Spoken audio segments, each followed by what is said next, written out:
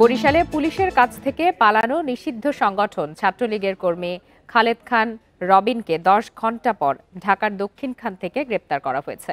গ্রেপ্তার রবিন বরিশাল বিএনপি অফিসে হামলা, ভাঙচুর ও অগ্নিসংযোগ মামলার এজাহারভুক্ত আসামি। বুধবার দুপুরে বরিশাল মেডিকেল এলাকায় তাকে মারধর করে পুলিশে দেয় স্থানীয়রা। পরে পুলিশ তাকে চিকিৎসার জন্য হাসপাতালে ভর্তি করে। এর কিছুক্ষণ পরই পালিয়ে যায় রবিন।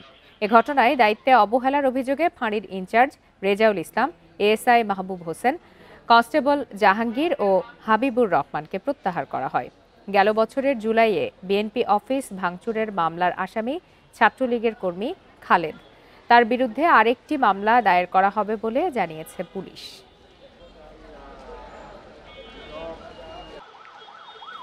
পাবলিকে মারধর করে দিয়েছে আমাদের পুলিশকে। ওরা জানতো না যেহেতু আসামি, খেতে গেছে, খেতে যাওয়ার সময় ও পালাইছে। এর বেশ কয়েকটা মামলা আছে।